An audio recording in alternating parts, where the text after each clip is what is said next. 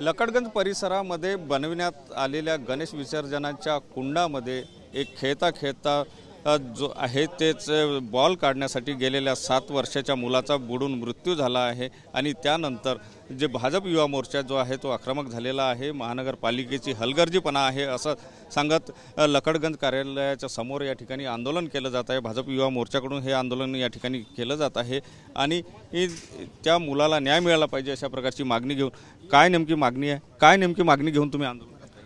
आमची मागणी अशीच आहे की जे दुर्दैवी घटना उद्या घडली, अतिशय दुर्दैवी घटना आहे, त्यामुळे एक गरीब परिवारच्या मुलांची जान गेली, त्या परिवाराला न्याय मिळाला पाहिजे, त्याला आर्थिक मदत झालेली पाहिजे आणि त्यांना कुठंतरी नोकरीचा आपण करू शकतात का, त्यात कारण की जान वापस नहीं आ सकती, लेकिन ये बात जरूर है कि कॉर्पोरेशन मदद कर सकती है और ये कॉर्पोरेशन की गलती है। काय नेमकी चूक आहे असं तुम्हाला वाटतं?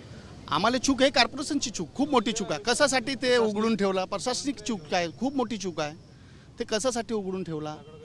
आतापर्यंत तो बंद होता, त्याला उघडला नाही असता तो हे जान गेली नसती।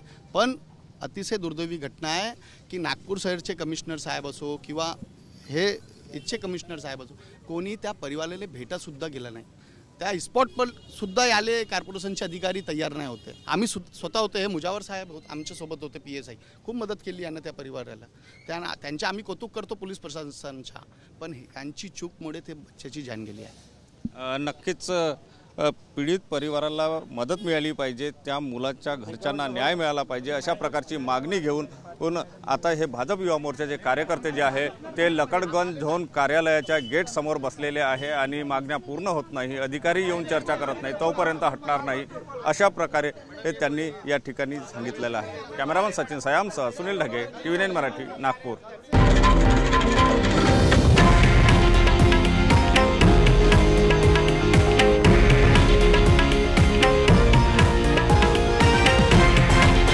हे आहे देशातील नंबर 1 न्यूज नेटवर्क आणि आपण पाहत आहात TV9 मराठी, एकमेव।